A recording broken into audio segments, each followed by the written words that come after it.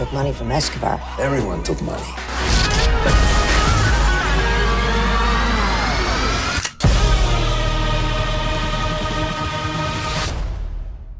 Hi, welcome to Film Companion. Thank you so much for being here and taking out all this time for us. Siddharth, I'd just like to ask you to begin with, can you give us a primer on why you have got these excellent creative talents down to India? What we're trying to do really with the Geo platform is we have been tasked with creating, curating, commissioning, producing, co-producing content for, the platform. At the team at Roy Kapur Films, we come from film, we come from television. We didn't want to presume to believe that we know exactly how to make, original digital content in the limited number of episodes format that we intend to make it in. And it would have been pretty easy to just try to apply the same rules from cinema or the rules from television and presume that that would work. But we did believe that that would be a little bit of a band-aid, solution to the entire thing rather than trying to build it from the ground up. So I always believe that it's good to start from a position of acknowledging that, we are trying to do something different and therefore learn from the best in the business. So then we got in touch with Carole, and Carole happens to be the director of the showrunners program at the Writers Guild of America.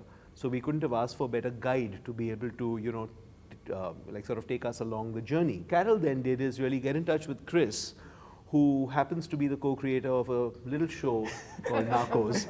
We thought, why not get the guy who actually did something exactly like Narcos to be able to come and, chat with us about how he did it. And I'm so glad that they could make the time come down. I'd like to ask both of you, in fact, how does a masterclass like this work?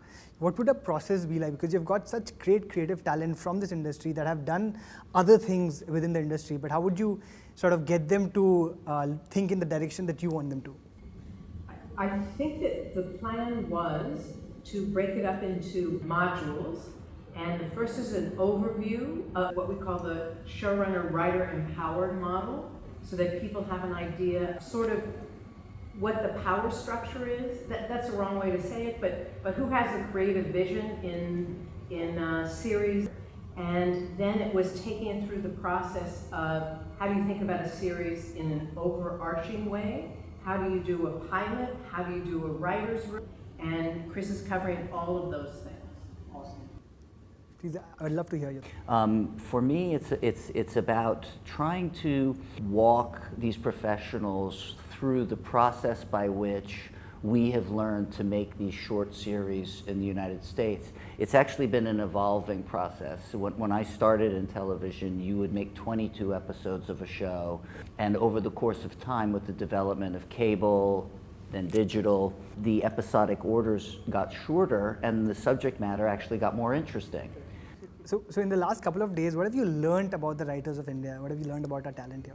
Found myself sitting there thinking, this is absolutely no different than all the writers' rooms I'm in Los Angeles. It's the same smart questions, it's the same, no, I think it should be this. Or does it really have to be about this? And it was done with sort of good humor and reminded me of basically what I do every day. I want to ask you, Siddharth, we don't have a showrunner model in India. Is it possible to start something like this from scratch? What are the challenges that you're facing on this? So that's a great question, and it's something we've been discussing over the past couple of days. And I think what Chris and Carole are also pretty clear about is that it's got to be horses for courses. You've got to figure out what works for you based on the evolution of the skill sets in your country.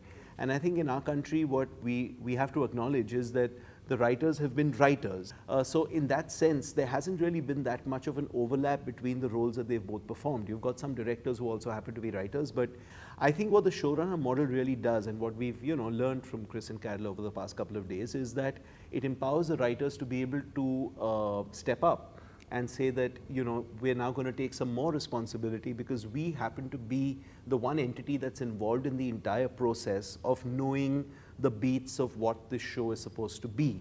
And what that also means is that the directors have to be open to a collaboration of that kind. So do we intend to start that model starting tomorrow? No. I think it's going to have to be something that will evolve. But as long as we're now cognizant of the fact that this is a model that is probably more suited to this format and this structure of entertainment, it's something we want to move towards. TV has really changed over the years, and at least from when you started out. everyone now wants to make binge-watchable content, and Narcos, of course, as we know, was immensely bingeable. But what is the essential difference, when you ask a writer, I want to create 10 episodes, but they have to be binge-worthy. How does one go about doing that? That's a good question, and the answer is nothing. In other words, it was important to me with Narcos that the stories, each story have a sort of discrete conflict that builds through the episode, leading to some sort of climax, and then a resolution that makes you curious for more. So obviously the first episode is about Escobar's rise as a drug dealer and Steve Murphy's movement through the DEA to eventually come down to confront him in Colombia. I gave no thought to the idea of anything other than just trying to write 10 good 1-hour episodes. I did, however, in my research, there was a wonderful Colombian telenovela called El Patrón del Mal, made on a tiny budget with the great Colombian actor Andres Parra. And I started to watch that series, which is, the slowest explication of Escobar's rise. But I actually found it kind of addictive myself, and this guy's a great actor, and this is moving slowly, but it sure is interesting. And I remember thinking to myself, if this low-budget telenovela is kind of holding my interest and making me want to watch the next one, maybe only 10 episodes of a show about this guy will have a similar kind of addictive quality, pardon the pun. I also felt like having the Narcos speak in Spanish and doing subtitles would create a kind of illusion of, if you didn't speak Spanish, you're getting a privileged view into these narcotics traffickers. It's almost a secret society, and you're getting the privilege of getting to read what they're saying. In any case, it astounds me. It's very gratifying. I can't tell you how many failed series I've worked on, how many series I've created that went an episode or two and then got the axe. And there's a saying in Hollywood, like, don't get out of line. You never know when you'll come to the front of the line. And so for me, the Narcos was a collaboration of many, many people, but it shows you the power of television. Every time I got introduced, people would say, oh, this is Chris Brancato, and people would just have a dull glaze. And then he co-created Narcos. Okay, maybe you should say that first when you introduce me. For Siddharth, this industry, as you sort of know, is slightly more unorganized or disorganized, to speak. The constant thing that I've heard is writers complaining that there are not enough producers who understand good writing, and then producers complaining there are not enough writers out there at all. That's the same as in Los Angeles.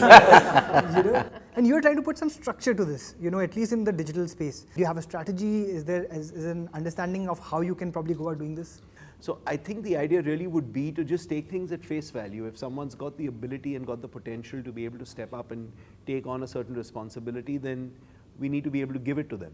But if someone would just prefer to be a writer and would enjoys that process of sitting in their room and writing and is great at that, then we should really help that person evolve into the best that they can be based on the personality that they exhibit.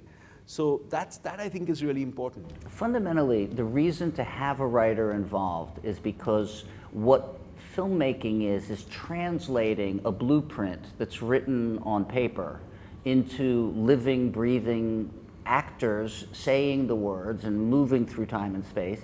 And sometimes the writer is the one most closely connected to the intention of the story, to the emotion of the story, so that giving that person at least collaborative say in how the story gets presented can be of just great value to making it a wonderful series. Yep. We have run out of time, but I want to ask one last question to you, Siddharth. Given the fact that Jio has about 100 million subscribers, but a lot of them are spread across India, whereas Digital India so far has been made for a slightly more urban audience.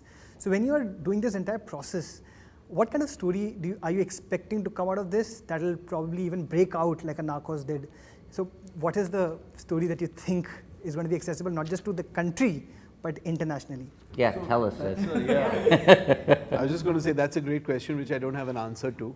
But, just to break it down in terms of the way that we're thinking about it, it's 140 million subscribers and growing. It's going to be, like sort of 200 million before we know it. I think if we try to be all things to all people, we're not going to succeed. We need to be able to decide to lead it from the story standpoint and just try to find stories that we believe are universal. A film like Dangal, which you guys have not seen, but, which is a film that we were involved in that released last year and did exceptionally well, would be the example, however hard it is to be able to make a dangal, of something that would be the ideal sort of material to be able to appeal to a mass audience, to be able to appeal to audiences in cities as well as smaller towns, but in a way that they're not used to watching on television. Trying to reach out to people who are used to watching general entertainment channels and being able to give them an experience that doesn't intimidate them, but is still aspirational enough for them to say, wow, that's not something I get to watch on regular television. I would love to watch something like that. So, it isn't going to be easy, but we're trying pretty hard.